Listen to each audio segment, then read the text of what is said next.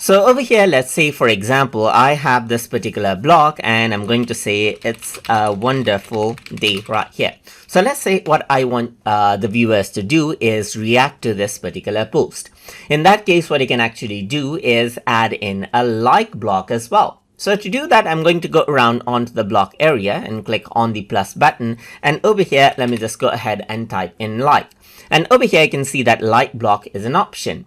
You can choose reblog option as well, just like this, apart from that. So that is what you can change in the properties section and show or disable the avatars as well. So this is a sample that you can see. And if I were to press the save button right here, the page will get updated. And if I were to go ahead and view the post now, then you can see that the like button actually pops up. You can see it like this. So you can go ahead and click to like it and your profile actually pops up. And you can also go ahead and reblog this out and it actually goes ahead and creates a new blog in WordPress as well in the new post right here, just like this. So this is what you have. As you can see, it simply attaches it out right here on for the one who clicks on reblog. And that is how you can utilize the like block inside of WordPress.com.